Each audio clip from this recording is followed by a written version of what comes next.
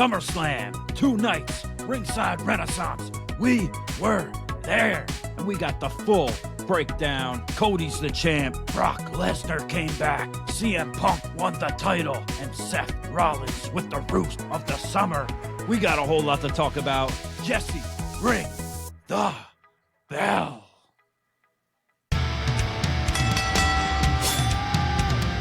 You are now listening to the Ringside Renaissance Wrestling Podcast.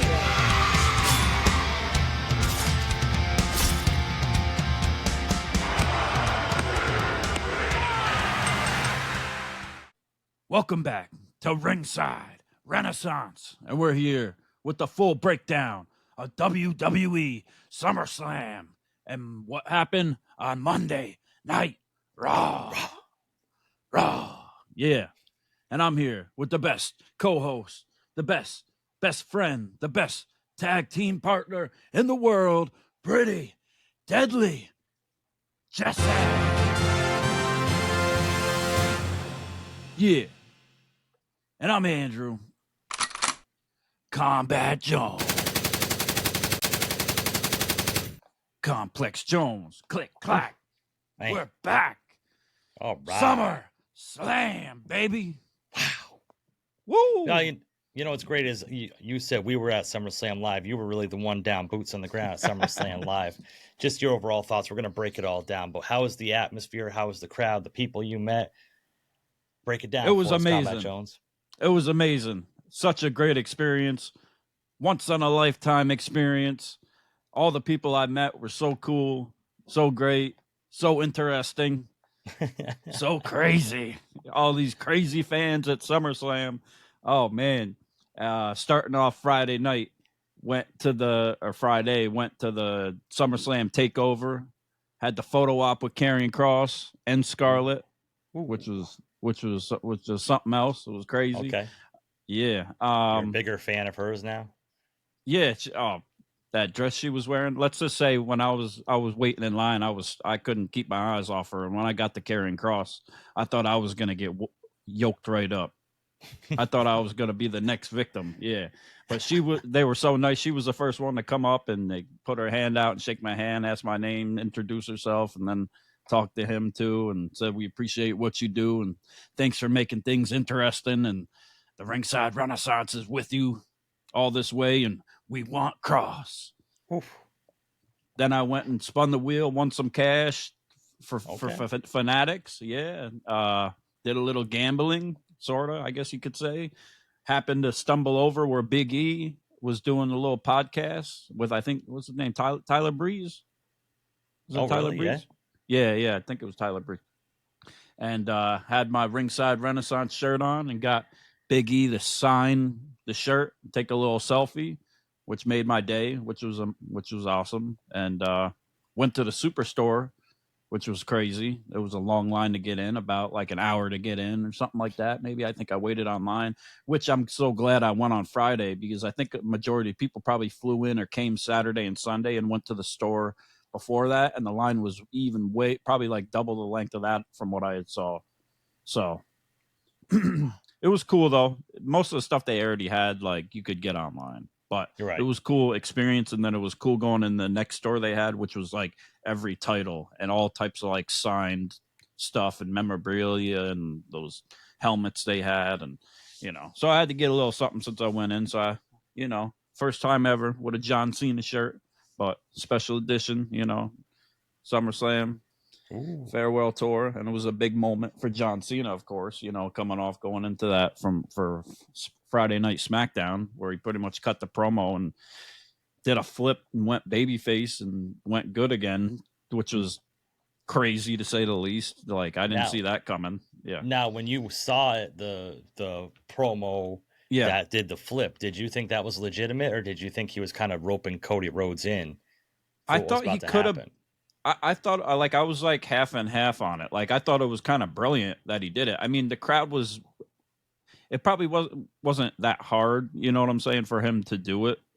Pause. Yeah. But because everybody's already rooting for him, even during this heel run. But I thought it was pretty brilliant, like his wording. I thought he cut a great promo, and the way he did it, like it just flipped it. And it worked. somehow. But could it have been like, could he have been playing with Cody the whole time and just roping him in? Absolutely. It was in the back of my mind also. Like, I was waiting to see what was happening. But when that music hit and he ran out, I popped. I went crazy. Like, I was beside myself. That was my first time ever seeing John Cena too, live in person. So, to have that experience and like to be part of the farewell tour and actually get to see the real entrance and the real John Cena, maybe for one of the last times or the last time people are saying, who the hell knows? Like, it was special, man. I'm just grateful.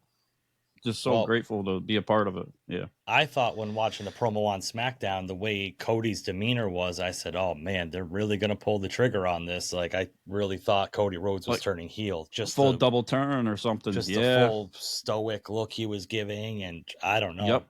The vibe that it was giving during SmackDown was like, they're going to fully do this. And did Cody sell his soul? Is he finally letting The Rock have a pair of Mama Rhodes panties? Like, I just right. Yeah, and then it was a street fight, so we were expecting that maybe something would happen, not totally after like it did with the Beast, Brock Lesnar showing up causing controversy. But speaking of Mama Rhodes, I had waited outside, night 2. I had went to the pre-show on night 2, got on camera a little bit, showed some love for Ringside Renaissance, and I was right up front. Shout out. And night 2, I happened to be walking by. I was like, I'm gonna go to the post show. So on the way to the post show around the arena, I seen a bunch of people waiting by this gate, and I'm like, they must be waiting for something. I was like, are you waiting for wrestlers? Or like, yeah, one came out. So I waited there, and the first person to come rolled through on the golf cart, Mama Rhodes, baby, Mama Rhodes. Yeah, wow. Saw Mama Rhodes, saw Brandy, saw Cody, saw Cena, saw CM Punk. Michael Hayes was on the phone texting. Who was he texting? Pepsi Phil. Who came out? CM Punk. Dominic Mysterio came out. Solo came through. Jacob Fatu came and took pictures and selfies. Fatu was there, you said? Zilla Fatu was there. Yeah, he had to watch out. Yeah, you might have some more baby mamas in the tri-state area now. You never know. After you get you gotta watch out.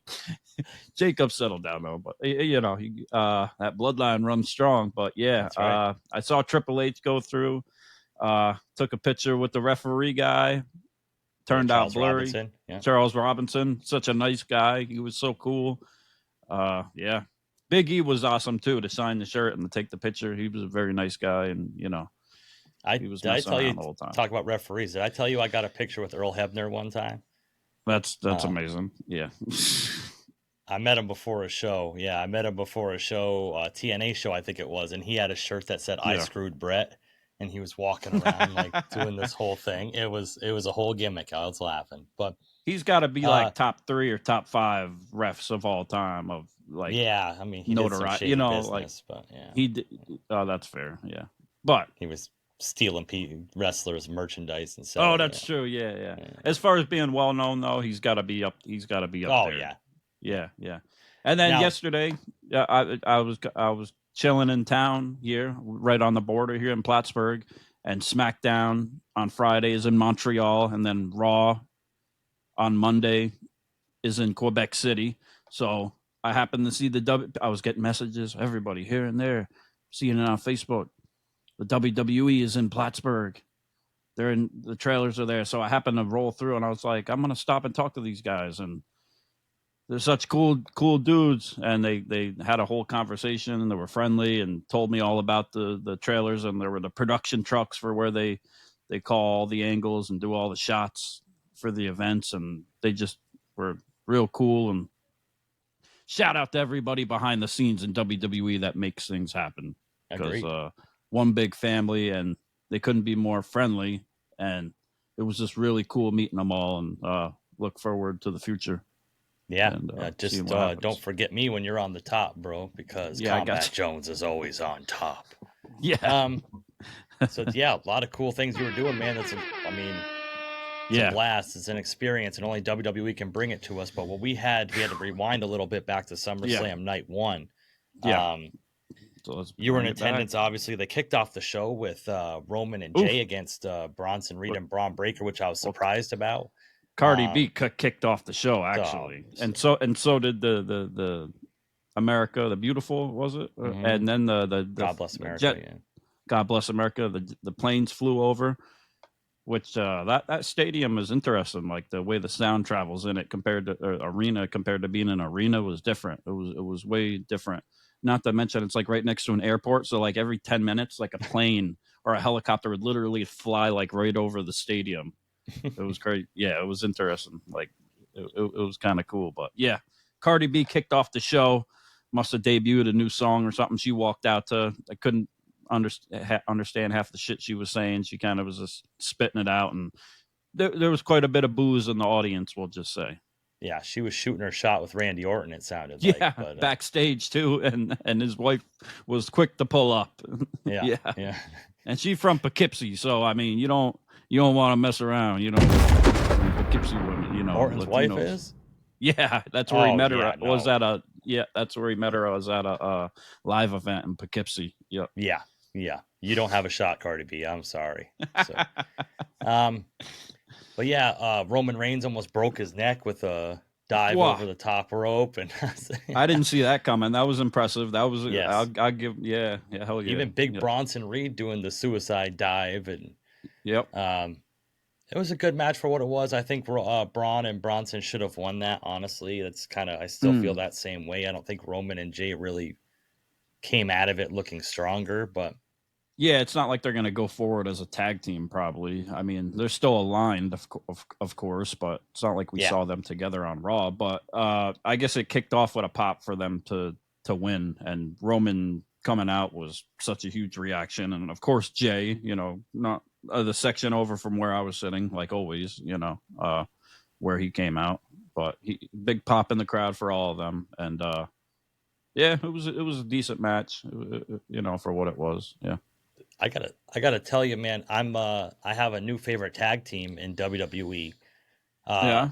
Especially after this past weekend, man, Charlotte Flair and Alexa Bliss. I am on board all the way with this. I think that's such a great chemistry they have. Oh my God. Yep. I was like, I want to hate them so bad because individually, I don't care for Alexa Bliss really, and I don't care for Charlotte Flair, but together something just works for me, and I'm all in on it. I love it. Love it. Yeah, they worked, and like when they came out, it was kind of quiet or whatever. But once it got like halfway into the match, like I had to watch it back on TV to see the difference between how it sounded on TV, between how it sounded there in the stadium, because like you would hear like sections like cheering. It sounded like hundreds of people, but it was like far away, like chants. You know what I'm saying? Unless it was your section, it's like it didn't feel like a complete experience. But on TV, when you listen back to it, you get like kind of the full sound, I guess. But so it was interesting. Yeah. But they got a good reaction. They were good. Like I'll give them credit, and the ending was good with Charlotte looking like she might kick Alexa Bliss, and then she goes and takes out Raquel, you know. Yeah, hell yeah. Now, were you a little bit disappointed, surprised, nothing in between? Like Liv Morgan didn't show up. A lot of rumors were that Liv Morgan was going to kind of interfere somehow or be involved with this somehow, and she wasn't seen whatsoever. I mean, that was a kind of the going thing on the internet, was that Liv Morgan was going to make an appearance here.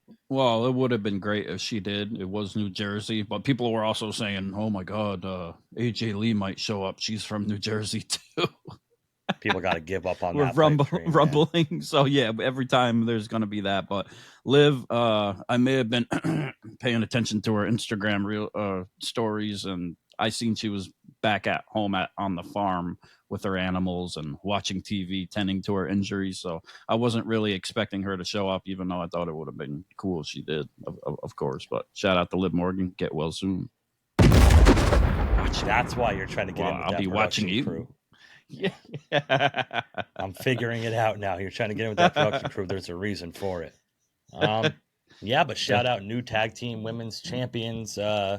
Charlotte Flair and Alexa Bliss. They defeat the Judgment Day, Roxanne and Raquel Rodriguez, in a good match. I thought it was good too. I think a lot of women's wrestling gets a lot of flack lately, but I haven't really had a problem with any women's match recently. I mean, we'll talk about night 2, something that was a little over Yeah, the I top. was gonna ask you what you thought out of like the whole experience. What you thought your least favorite match of was the whole thing.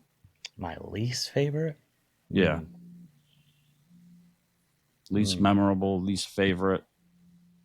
Probably Tiffany Stratton and Jade Okay, Cargill. Probably. that's what I was gonna say. That just was same. Okay. just felt like it was a little clunky, a little bit. You know, I Yep. don't like to know everything that's going to happen, but I was surprised at the outcome. Were you? It Okay, just seemed yeah. like It it was fell quick. flat It to was a me. quick match too. That's what a lot of people were kind of saying. Like, I can't believe they just I I was don't know if it also was like really less than 10 disappointed. minutes or something, but Yeah, and I was also disappointed with the steel cage match too. To be honest with you, Yeah, the I ending. just I wasn't crazy about it. Honestly, yeah, it wasn't. Yeah, just didn't yeah, hit me. that's true. And if you listen, you and I are both big Solo Sikoa and Jacob Fatu supporters, I guess. We like both of them. We like both what they do in the ring with the work they've been putting in, but just something Right. about that match just didn't hit for me. I was really kind of disappointed with the ending of it, the outcome of it, just the whole feel of it altogether. Just kind of Oh yeah, felt like it was kind of rushed in a way, for sure. Um, Yep. And then our boy Sam Karrion Kross came out, went against Sami Zayn and came up short again. I don't know what the hell was going on. I now, told do him you think good luck. now after meeting him at the SummerSlam Takeover, Yeah. even though he lost against Sami Zayn, do you think he is a loser because he gets to go home with Scarlett every night, or? Oh, he's winning in my book. Yeah, yeah. All respect to Scarlett. Oh yeah, yeah. No, they're cool. They're very cool. I wish he was doing all the book signings at the same time, and he was everywhere, man. Yeah. I wish I would have got to go to WrestleCon too. I should have went to that too at the same time, but there was just so much going on and so much to do. But next time. Now, Next in time. the same vein as all that, we've been having a lot of rumors and gossip going around that apparently, Karrion Kross and Scarlett's contract comes up this weekend. Right. And a lot of people are saying because he lost to Sami Zayn, because he wasn't featured on Raw, because of that post-show interview with Triple H where people were clearly chanting, "We want Kross," and he was like, "Oh, I know you want Brock, and you got him." Right. Now, yeah. I will say though, when I watched the post show, when I watched it back when I got back to the hotel, I thought they were saying Brock though too. I didn't hear Cross, and then I heard people talking about it, and I went back and watched it again, and then I did hear they were saying we want Cross, and the whole weekend, everywhere I was hearing we want Cross chants. Yeah, like at the pre-shows, at the takeover for the signing for when his match was when he came out, he had a huge pop. Like didn't have the least pop out of people, without a doubt. Like he's over. Yeah, I was listening to Busted Open and they were talking about this whole thing, and yeah, this is where I kind of agree with them. Is that I do is that they had the whole "we want Truth" thing when Truth was announced that he wasn't being renewed and stuff like that. But when that whole groundswell started, it was almost like they wanted our Truth because of his personality and who he is as a person. I truly think this "we want Cross" thing is people generally want Cross to be pushed to the moon. Like it's not just, "Oh, we want Cross on our TV." It's like we want Cross to be featured heavily. And and it's not just like our Truth. Like they're just glad that he has a job. I think they really want Cross featured. Our Truth wasn't the number one merch seller and selling all this stuff and these books too at the same time and everything. And I don't even think Karrion Kross had a T-shirt in the store, in the takeover store. I don't think that I saw. If he did, it was only one or two, but I don't remember even seeing that, which is crazy. Saw a ton of shirts on people though, and at the signing too. Of course, But. Now, your personal opinion, looking at all this, and actually, NXT had a commercial featuring his book being released as well. Oh, okay, I didn't know that. Do you think personally that this is all like a ruse? Is this a legitimate thing? So. Cross is going to be released? Is it? Is it just like a secret signing for people to maybe think that he's being released for him to come back at a certain point? Like, what do you think is actually happening behind the curtain, as it were? I hope that they take into account what people care about to a certain extent, and that we want Cross, unless there's something behind the scenes that we don't know. But I hope it's all like they're playing a game with it, because people clearly want Cross. and he's a killer, and he's out there, and he's doing these things, and he's pulling the strings. So I think behind the scenes, they gotta re-sign him. He could, like they had said, he could already be re-signed. They should have a plan for it, and they should do it like Truth, and they should go with it, because people are already all in on him completely. So like if they do something like that, like he's gonna be over even more. And like you thought he was over before, like a few months ago, like we were talking about this, and it just still keeps building. Yeah. So like it's when it finally goes, like whatever happens, it's gonna be crazy. And if for some reason he does leave, that's gonna be interesting. But like with what he did with the documentary, the first one, I know he's got another one coming out too.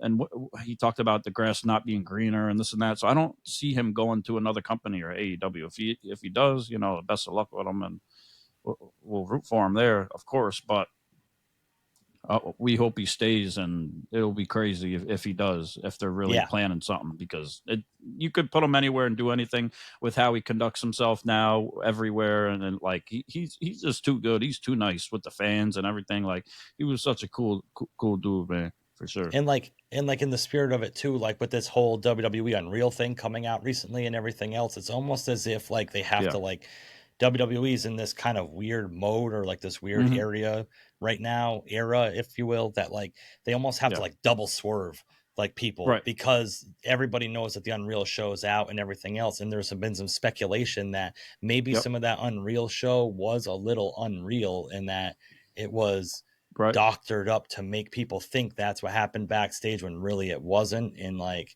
maybe they're swerving us with that whole show. So I'm thinking that like in order to keep things secret in the world of wrestling these days, like they have to kind of like put out fake information to cover up like the real information that's really happening behind the scenes. So we're at a really interesting time in pro wrestling where it's like, and it's who do you cool believe? to see, and how they still can keep it a secret and do that with social media, with everything. Usually, even the guys I talk to are like, yeah, it's like one big family. Then we see Cody Rhodes on an interview saying it's like we're in a secret society, like we're in a fraternity and sorority together. You know, like how we keep things in house and close. Like you don't see that in AEW as much, but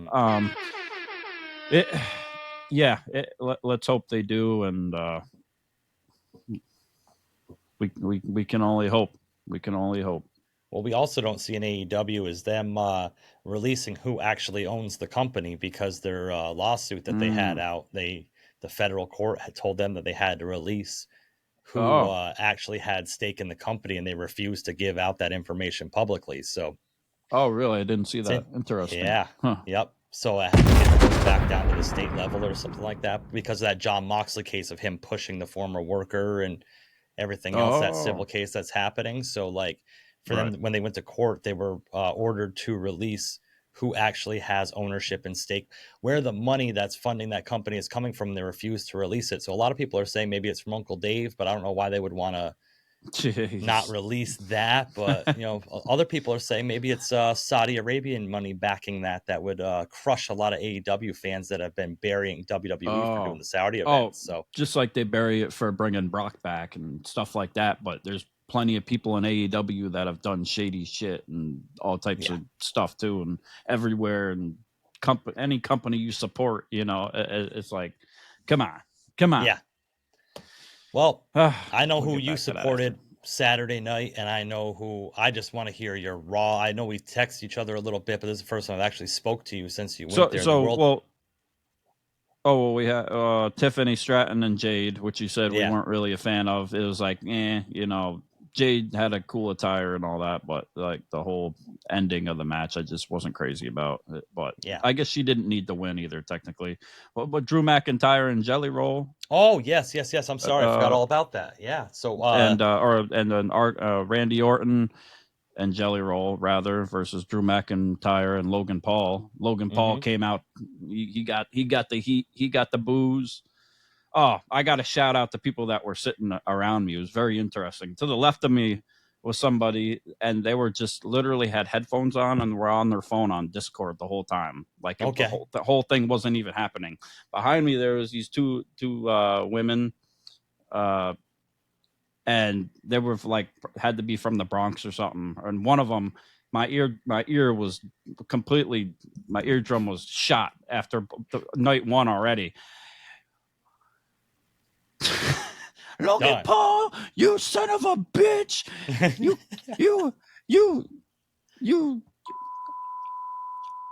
You ho,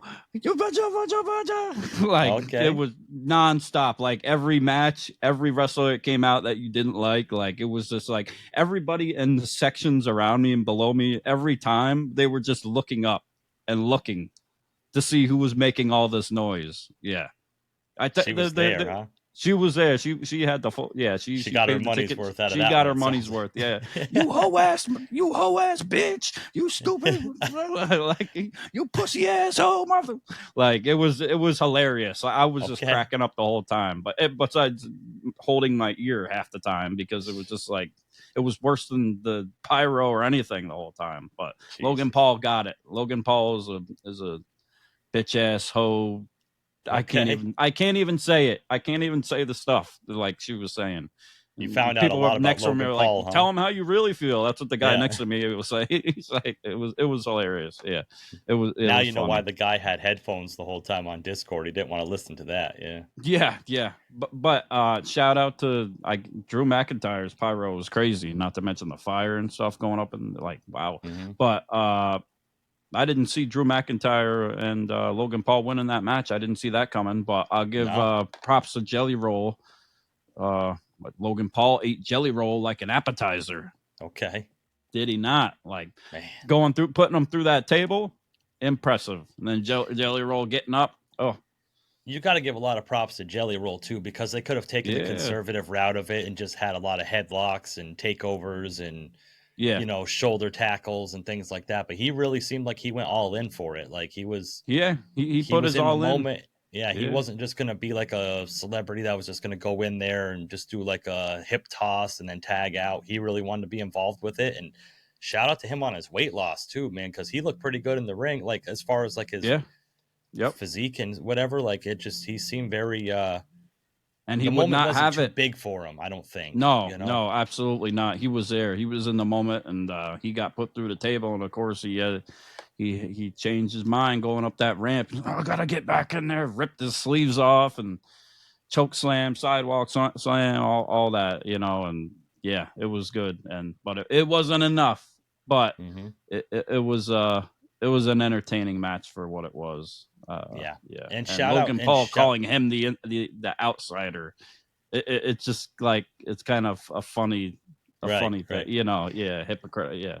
And shout out to the people in WWE that made the decision that Logan Paul or that Jelly Roll just wasn't going to be enough or whatever, because a lot of people thought it was going to go that route because he's a celebrity and this is his first match, and everybody thought they knew the outcome, and for them to kind of zig us when we were zagging or whatever, I think that really speaks volumes to like the unpredictability as far as WWE is concerned, Oh, sure. For what? But unpredictability. Speaking of, wow. I know the World Heavyweight Championship match, man. Gunther versus CM Punk. Now, a lot of people online were saying they didn't like this match. I absolutely loved it. I think it was old school, hard hitting, thrash you, like smack your mouth, like. I watched it back last night. Match. Yeah, good. I watched it back last night to see how the crowd reaction was through the TV, and to hear Michael Cole and Wade and do their commentary for it too. Because I just want to see. But in person, I loved it. The sun went down finally, started to cool down, and it was time for the main event. And they freaking showed out, man. That arena was rocking. CM Punk, it was rocking. And Punk came out in the blue. I didn't know what to think of it at first. I wasn't sure what it was, and then somebody's like, "It's for the Fantastic Four," and I was like, "Oh, that makes sense." It's clobber time. Yeah, so great, such a good pop. Like, felt so good to see it and be there and be in the moment and to take it all in and eating those chops, bro. Oh man, were those echoing in that big stadium or? Oh yeah, you could hear it. Oh yeah. And then he's opening up his shirt, doing the intro or whatever, and all the women is going crazy. They saying he's baby girl coded now and whatever, and also whatever the whippersnappers have to say, whatever, he's saying. But yeah, it was crazy. But what a intro. And what a match it was. I loved the match. Like the Yes. chops were crazy. The psychology of it. Like they were putting on a little wrestling clinic at the same time. We got a double sharpshooter going on. Like the chest was busted open, early on too. And just he was trying to get out of the chops at first. Like waving, like he knew to stay out of the sleeper, like Michael Cole said, to try not to get the chops. He knew he was going to end up getting them, and he got the chops everywhere too. Gunther was letting him have it. Like he had to pull him back in through the ropes and chop him more. Like, but Punk still got it, man. He was in there. He was not struggling. He was not struggling. Yeah. My opinion on this is if someone doesn't like this match, they don't understand pro wrestling, because like this is like, everybody gets all gimmicked up with like the weapons matches or the stipulation matches or this or that, and all, stabbing someone in the knee with a screwdriver or putting tacks in someone's tights and kicking them, and that's a 5-star match. And it's like, if you didn't look at this match of Gunther and CM Punk and think that this wasn't like a 5-star wrestling match, like I just truly believe at this point that people just don't understand what pro wrestling is anymore. Because and aside from everything that happened afterwards, like just the match itself, I thought it was great. It was 5 stars. Like it flowed. They told a story throughout the match. Like it led to one thing that led to the next. Yeah, exactly. Like that was the best part too, because Punk could not like get ahead and he was getting wore down. It's like, okay, when is he finally gonna put the sleeper on, or really he got power bombed? He's kicking out. We got a few, false finishes kind of, and then he drops Gunther on the table. And then when Gunther came out from under the table and the crowd saw it, and you saw the look on Gunther's face, and he was shook. He was panicking. He had like a panic. He couldn't believe that he bled his own. You can't make me bleed my own blood. Like, and Michael Cole did a great job on commentary saying Gunther's only really been beat about 5 or 6 times, I think, the whole time that he's been there. So it kind of really built it up to how big the moment was. And then they did it for Punk too. He's never held a championship since 2013, 2011, 2012, whatever it's been, however, 15, 20 years or whatever. So it was crazy. Math. But to see, yeah, exactly. Yeah. So shout out to all my math teachers and all the days I never went to school, skipped class. Shout out to me. So yeah, but Gunther, the way that he sold him bleeding, and then Punk, like they said, smelled blood in the water, and you saw it on his face. But like the crowd popped when Gunther was bleeding, like around the arena, the stadium. You could hear it, and then you could just see it on Punk's face. Like, okay, time to take it. And then the way that Gunther took the GTS, and at first Gunther had put him in the sleeper, but he couldn't hold on to the sleeper because he was bleeding and he was just freaking out. Like, it was just such a good story the way that they did it like that, and it was clean too, and to hit the go to sleep once and then be kind of sleeping standing up like a horse or a cow or whatever. It was crazy, and then he hit it again, and it was 1, 2, 3, and oh my god, pop! It was just crazy to hear the three. I just lost it. I lost it. I had to contain myself because I thought I was gonna get emotional, but I was like too paranoid the whole time. Like I was like, this is too good to be true. This is too good to be true. It's too good to be true. Yeah, but at least they gave Punk 5 minutes and 47 seconds of being champion, and it wasn't like 10 seconds later, cue the music. I gotta felt ask, like that, but it technically wasn't. Yeah. Now I gotta ask before we get into what happened, and everybody knows what happened. But what was the amount of time that Drew McIntyre held the title? I think it was a little bit longer, wasn't it? Technically, I think it was remember. Like 20 or. I think people were saying it was like he has ammunition if he wants to talk shit. I'm not sure if that's true though, but somebody said it was like 10 or 20 seconds longer technically. Oh, so he could have like something there to go off of. Okay, because I didn't know if they were trying to line that up. I was wondering if that was like close. A whole thing. It's close. It's got to be a thing. Yeah, but now, it was cool to see Punk grab that championship, man, and he still beat Gunther clean. He still got the 3 count. Like it still counts. Punk still won the championship. I said if he won the championship, I would get a tattoo. Did I not? That's right. So I still count. So I got to hold to my word. So I'm working on it. We'll figure out where the hell where it's gonna go. I don't know. Maybe we'll get the type of lightning bolt hands or something like that, or something small. Nothing too crazy. Obviously, you should get the Pepsi symbol on your arm. The Pepsi, yeah, that's smart. Yeah. Now, when you heard Seth Rollins' music hit at the end, Burn It Down, people annoy the hell out of crutches. me. Well, when he came out on the crutches Yes. and just stood at the top and pointed at the Money in the Bank, did you think that it was happening, or they were just teasing it at that point? I was like half and half. So okay.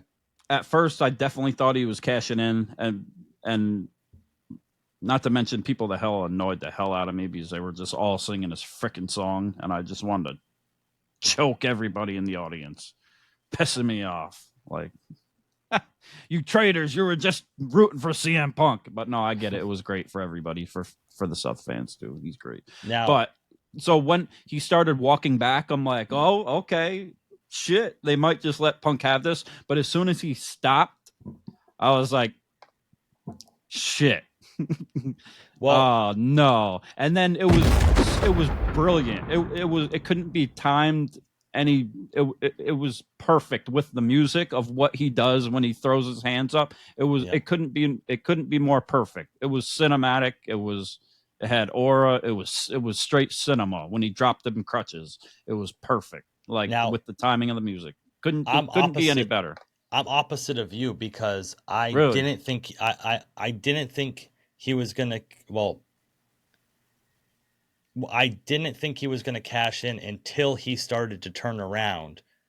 Like, okay, yeah, just because it just seemed like he was over embellishing the crutches. Yeah, he really was overdoing it. Yeah, like, he was like overselling it, and I said that's too much. And then looking back and watching it back, you see Paul Heyman still standing there with the briefcase. It's not like he just walked around. And then I was watching like the screen, and it's not like they would have cut to the credits faster too. Yes. Or Punk would have stood up and probably held the championship up or something and stood at him, and then they would have zoned out because you could see it up on the screen.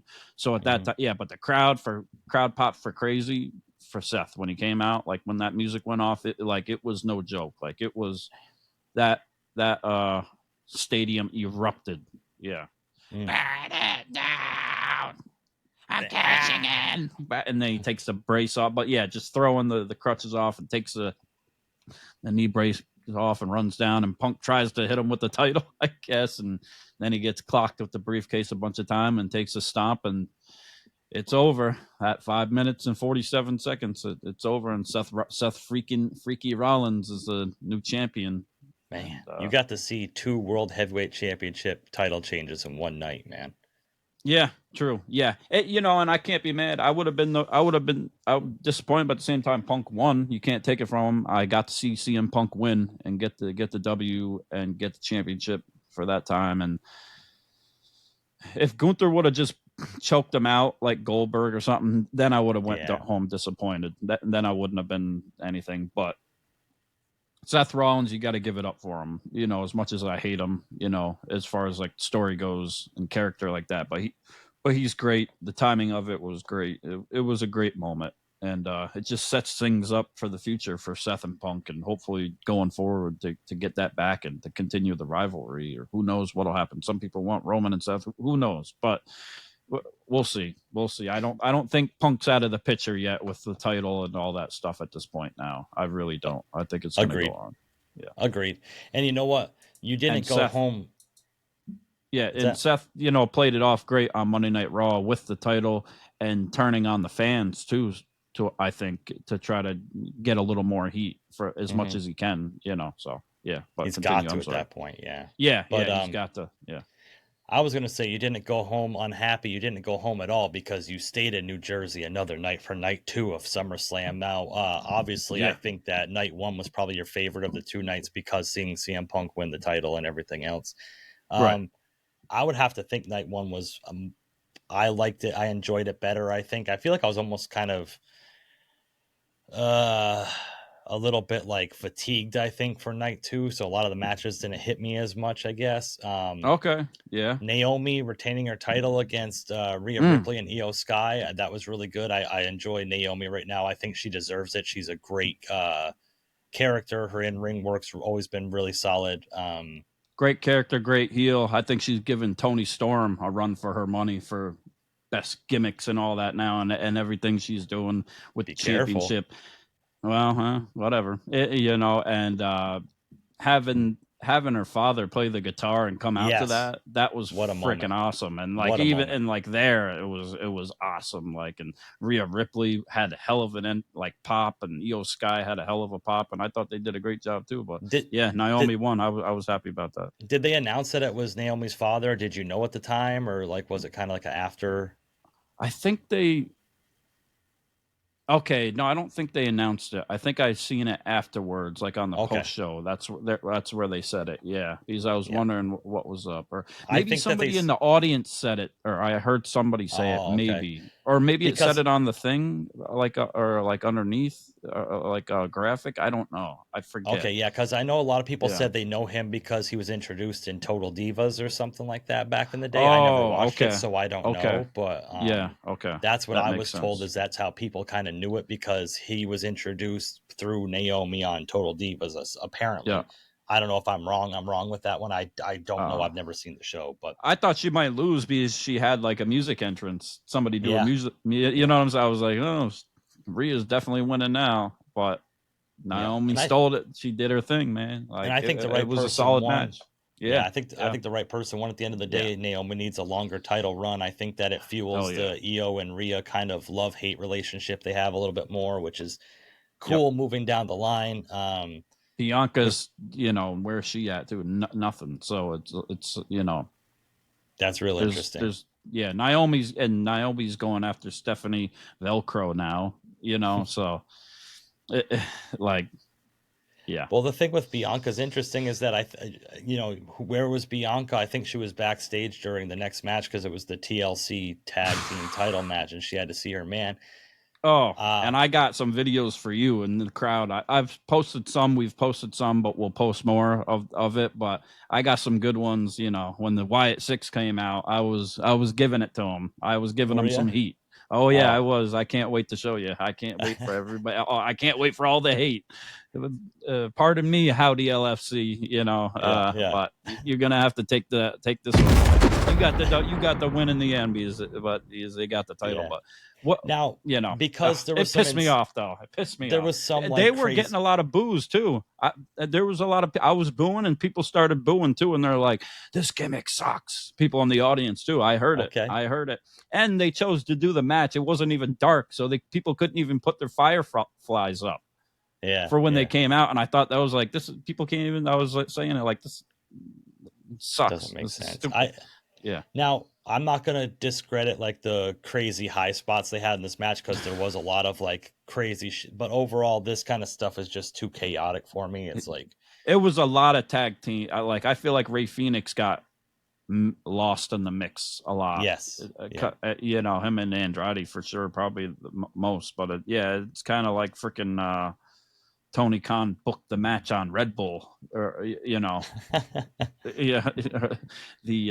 powder Red Bull, Red Bull powder. But it was too much. But the spots were crazy, like the tables, like Candice LeRae going through the ladder was awesome. Like that got a huge pop in the crowd. Like I don't like you can't even hear it on the TV, but that was like probably one of the high spots on the match. But I thought it was bullshit with the Wyatt 6. That was like 4 or 5 on 2 for everybody else. Like they just want to keep bringing people down to help out. Like no, cheating. Yeah.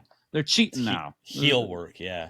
It was heel work. It was a bunch of bullshit. Like they should have been barred for ringside or whatever. Like no. Get out of here with that bullshit. the whole, like I said, the whole concept, it's like if you want to like make the tag team division shine, even if it was only like 4 teams or something, like 6, it just got way too muddy for me. It was a like spot fest. Like everything they they did was something, which was cool. It was cool to see all the little things, you know, and Ciampa holding up on. I thought we all thought he was going to get like speared off of the holding onto the belts, right, or something like that. It looked like that's what it was setting up, but he like kind of pulled himself over it, which was impressive. I'll give him credit to hang up on like that. I couldn't do that. I'm afraid of heights, but shit, it was cool. And then the freaking Howdy and whatever, going through the tables and this, and the Dudley boys were there, which was awesome, and the Hardys were there, which was awesome, to celebrate the anniversary of the original first TLC match, and they were ringside watching Christian? It. Yeah, they were finding themselves. Okay. Yeah, or they were told to go themselves. Yeah, we were told that on Twitter yesterday too. Yeah, that's pretty true. Interesting. So yeah, well, whatever. But yeah, TLC match. The Wyatt's one, we expected that, I guess, for the most part, and but there was some cool spots with it. I think my favorite was when what was it? Axiom did the little flip off the thing, and Johnny Spanish Gargano fly kicked. Thing. Oh, that was amazing. That was amazing to the table. Cool. Yeah, and then Axiom did that little flip off the ropes, and Gargano kicked him right in the chin. That was a good little spot too. That was cool. Take off the mask. Take off the damn mask. Yeah, but yeah. So I was booing the whole time and continued to boo when they won. But the main 2 guys that were in the match for the Wyatt 6, I think, were the right ones to be in the match. Like, they didn't do bad. Like, I can't discredit them for that, but with the outcome and having the extra help, like, it's bullshit. Yeah, it's bullshit. Yeah. Now Becky and Lyra were in the no DQ match. This one fell flat for me because this was, like, honestly, I thought the match I was most looking forward to of 2 nights, and I just thought that it was just kind of. Yeah, I thought it was all right. It did good with the crowd from what I heard, and like the vibe and the energy of the crowd that was there, especially for Becky. Like, she had the heat, and Lyra, I thought they did their thing, but and Bayley showed up, and it led to her accident with the chain, right? Mm-hmm. Or what was it? Getting hit, and she accidentally hit Lyra instead, and Becky. Well, there was a little mishap with the zip ties that Lyra's hand just kept with the zip. Yeah, we were all laughing about that too. The zip ties. Yeah. Oh, and shout out Poet Punk and Gunther when they were doing that little thing at the beginning when Gunther, they were like locking up and they got on top of each other, and people were like, "Hey, what are we doing here? This is a family show." Like when Gunther was starting to bounce on top of Phil, like, "Hey, come on now." That's Greco-Roman. They're both married. They're both married now. Yeah, exactly. Oh, really? Yeah. Yeah. If it's gay, is it cheating? Yeah, I don't know.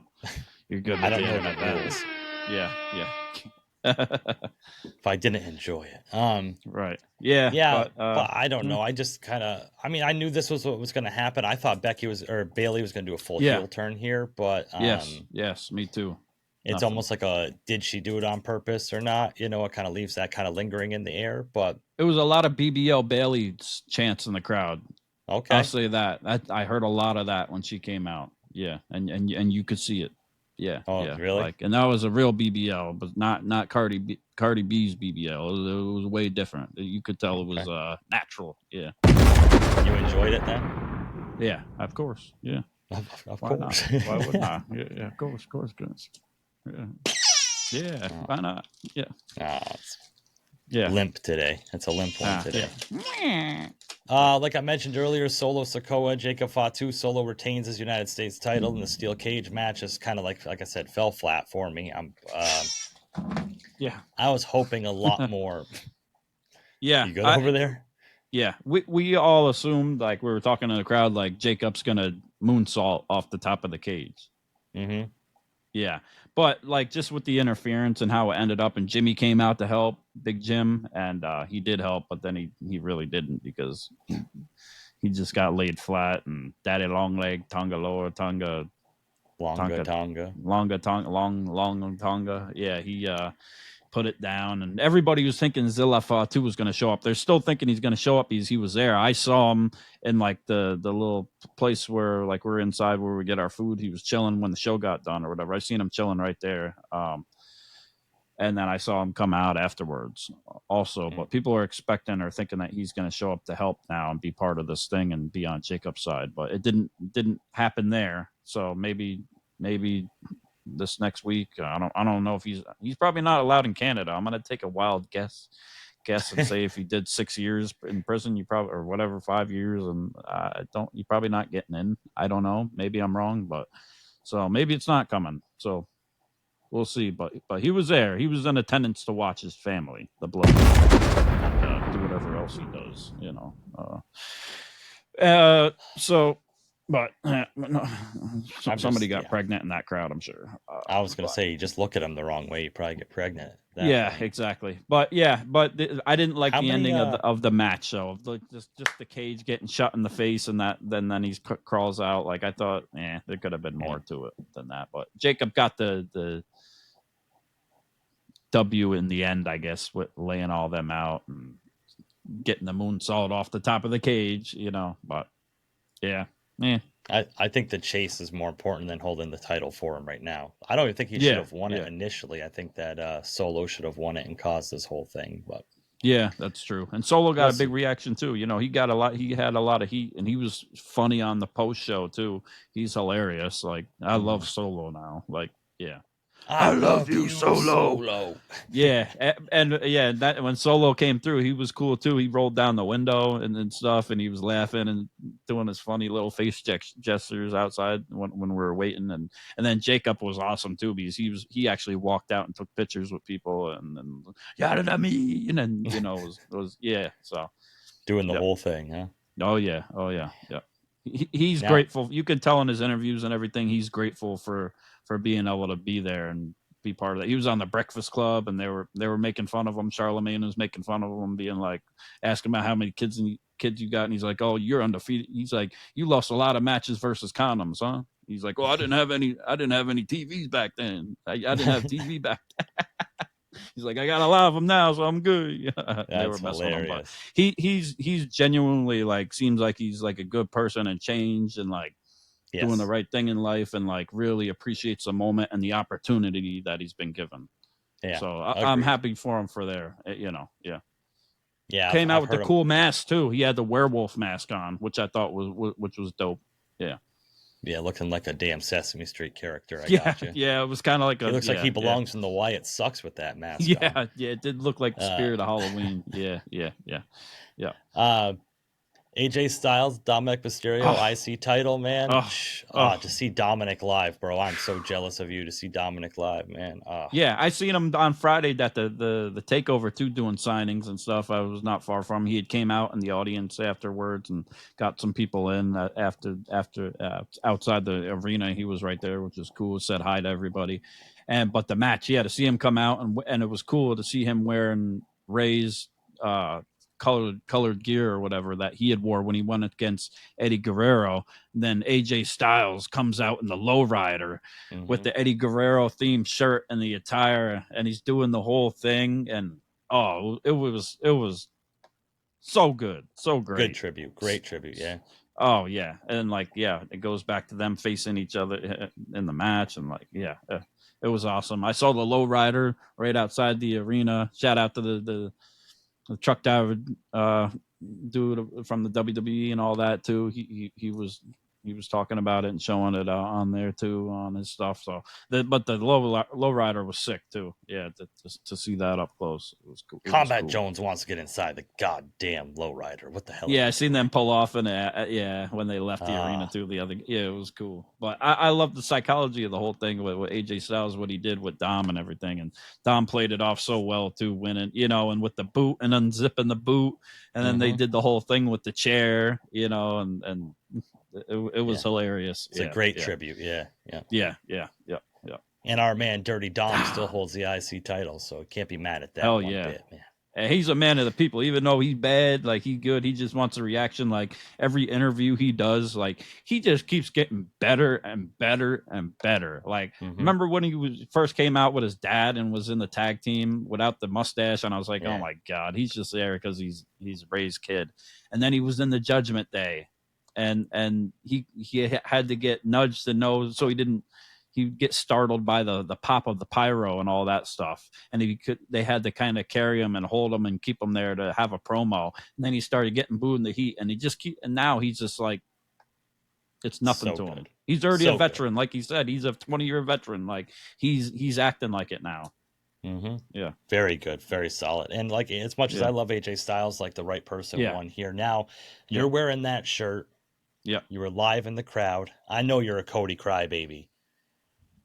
The WWE Undisputed Championship in a street fight was Cody Rhodes versus John Cena. Whose side were you on? Were you Let's Go Cena or Cena sucks that night? Oh, I was Let's Go Cena. I booed Cody. I'm not gonna lie. I booed Cody when he came out. We booed. Well, I mean, no, I did the woo woo. Oh, you know what I'm saying, and that whole thing. And I thought the tribute thing he did was cool with the entrance with Dusty with his dad, and to start it off and stuff like that. And he came out with the full mask, Skeletor, American Nightmare mask, whatever you call it. I don't know. Yeah. But throughout the match and stuff like that, I was rooting for Cena. I was.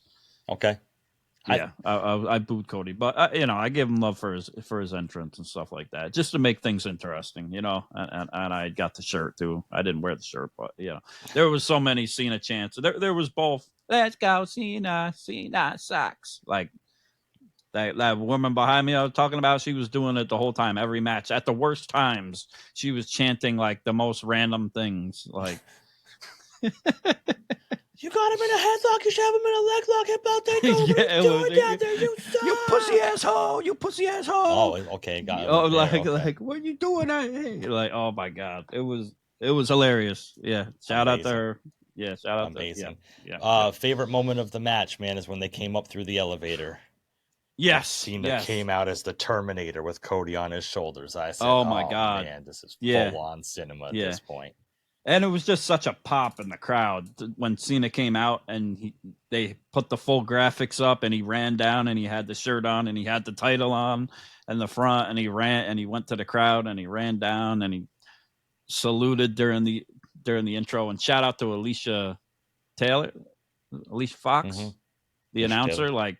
She did Alicia Taylor. She did a hell of a job. Like, forget Samantha, she'd gone. Samantha everybody was mad about that. Yeah, exactly. Samantha, like, she did a great job throughout the whole thing. And like, she killed it the way she announced everything. And she did it all justice, made the moment big. And she understands the assignment, and she's in her place now. She's the one now. And, but John Cena there like this, and then them hugging it out. Him and Cody at first, and then just going right into it. And like John Cena didn't hold back. Like, my other favorite part was John Cena picked up the stairs, old John Cena, and threw the stairs at Cody outside the ring, hit Cody square in the head, the hand, with it. And I love that too. And then them going to the crowd, of course, the guardrail, like the guardrail. Oh yeah, going on the guardrail and going through the crowd, and then him carrying them up through the entrance thing, popping up through the top. Like, how perfect is that? Like, Super Cena activated. My goodness. Super Cena. Yeah, Super Cena. But, I think a lot of ways it was a good match. They both played their role in this. I love that John Cena didn't like fool everybody and that he's back to babyface again. Cody Rhodes wins WWE Championship. Clean match. It was a clean match too. And then they took the bottom. The ropes came down. They were choking each other with the ropes. STF, this, that, the other thing. And Cody, whatever that was, through the table. The Cody cutter. I guess that's what it was supposed to be, through the table at the end. And then seeing John on the ropes and saluting him. To pass that torch, kind of like the Shawn Michaels HBK Ric Flair moment to a certain extent, to send them off. And it was beautiful. It was great. And well, that's not what everybody was talking about after this event, huh? I thought it was going to take more than one crossroads after everything that already happened. Like, when he got that pin right there, I was surprised. You know what I'm saying? But people popped. But I expected it to go on a little longer or more to happen. I just thought there was going to be something. You know what I'm saying? Right. But there wasn't. But they did a clean street fight. So props to them, and John Cena went out the right way. Yeah. Yeah, and Cody kind of gave Cena his time to shine in the ring to kind of get the love from the crowd and everything. And everybody Sure did. thought that's how SummerSlam was going to go off the air. And Twitter is ablaze right now with the events that follow. I can't do the sound for Brock, but people were just lost their freaking minds. Whatever people were said, they're not happy. I'm telling you, everybody in that arena, or the majority of that arena, was jumping. Really? It was hopping.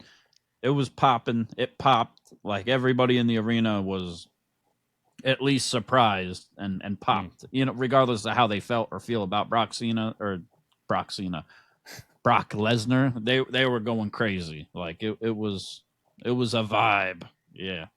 It was cinema, and Cowboy Brock came out with the hat and stared down Cena and took his sweet damn time walking down, taking it up and soaking it in and letting people get their reactions and their reaction videos and oh my god, Brock, and letting them plan out their exit strategy to get their clout of saying we don't support Brock Lesnar and we're not going to cover this or whatever and this and that. We're not watching WWE anymore, and then live put their hate tweets WWE out the next night. Yeah, exactly. Putting their hate tweets out and whatever, but they brought him back. He was there, the beast incarnate, Brock Lesnar. Yeah, Got to see an F5 live. An F5 to John Cena to send Cena off. Yeah, stared down Cena. Yeah, and then just took right back off. Like a tornado. He came and went. He came and went, baby. Yeah.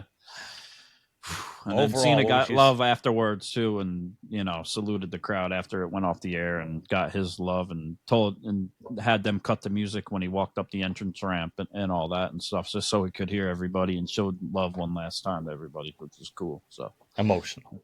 It was crazy to see Cena first and last time. Oh, maybe it won't be the last time, but we'll see. For some, they said he's going to appear. He's supposed to appear, I think, at SmackDown allegedly. So we'll see. But as far as what the match was and the stakes of it for the championship, for Cena for a championship and all that, probably the last time. Yeah, and what a send off it was by Cody and John Cena putting it on one of the biggest stages. And man, I honestly can say that I think SummerSlam was better than WrestleMania. In my opinion, like besides the one match, Roman, Seth, and Punk was amazing, but as a whole, I feel like I thought it was better. And I'm not just being biased because I was there. It felt just as big, and it felt like just as important. Like being there and like watching people tailgate and everything they did like the whole of 2 nights together. Like WWE did an amazing job, and people were so hyped. Like it felt like WrestleMania. It was the biggest party of the summer, though. It was SummerSlam. That's what it is. But it felt just as important and just as big. Man. Yeah. I'm so glad you got to go, man, and experience that. It's such a great time. Yeah. Oh. The whole thing with Brock Lesnar, I'm not going to touch on that. You know what? Yeah, I don't know. It is what it is. Like if you don't, who knows what is what at this point. We really don't know. We saw the stuff that came out, and nobody agrees with that type of stuff and whatever. But we don't know what happens behind the scenes, or who says what, or who wants where, or who says that they have to show up. It was said that John Cena handpicked him to try for like one of his last matches. So like you can't. Right.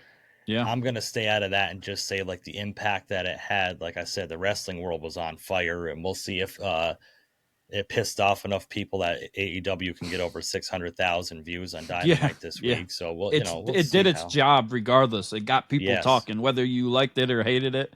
You were talking about it, and you added to it. You know what I'm saying? So if you don't like it, don't even bring it up. Or don't watch at that point. I guess I gotta use say it for this clout.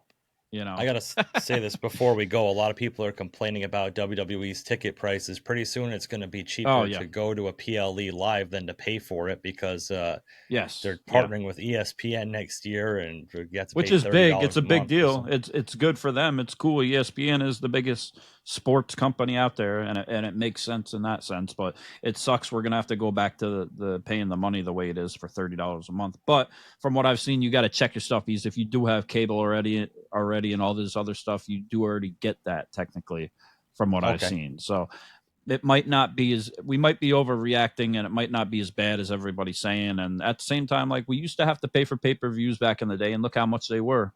They were $50 or whatever back in the day, or $30 at least back in time. So they could be charging $100 for WrestleMania now to watch it on TV if they wanted to. Think about what AEW charges. They still do it. So people don't complain about that. So, I really wish I still have my mom paying for pay-per-views for me, bro. Yeah, I still, for birthday and Christmas presents. Exactly.